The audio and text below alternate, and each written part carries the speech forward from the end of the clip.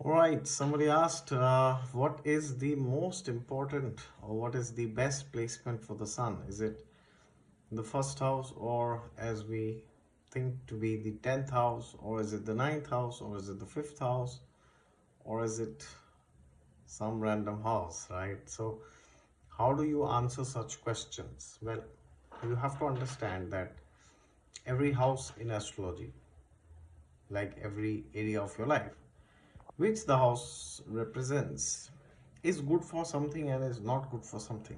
Okay, so for example, if a person has a horoscope which is obsessively focused on career, name, fame, power, position, money, finance, reputation, name, fame, authority, if a horoscope is overall like that, which means majority of the planets are speaking in tone of the Artha houses, then of course we know the best placement for the sun is either the ascendant or the 10th house, right?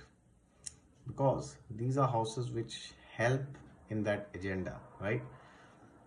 But if somebody wants to do business deals, wants to do collaborations, then having sun in the seventh house is excellent. If somebody wants to get married, then sun in the second, seventh, or 11th is the best, right? And if somebody wants to have children, then the fifth or the ninth, these are very good houses for the sun to be in. So you cannot generally say that, oh, this is one good house where the sun performs perfectly well. Okay, now then the question arises, why does sun get digbali in the 10th house? Why?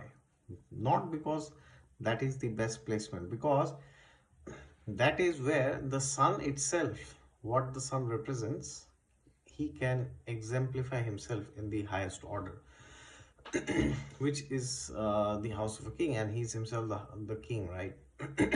So therefore 10th house is very good for the sun. But when we talk of sun now, we do not mean the sun in isolation. Okay, so if you ask what is the best house for the sun, you could say it's the 10th house. But the problem is the 10th house good for you? So for example, if you are destined to um, get married and stay happily with your spouse, then having sun in the 10th can really destroy your marriage. Okay, if the dasha of the sun is there, because the 10th house is not very good for marriage, it's anti-marriage. So therefore then sun is not very good, right?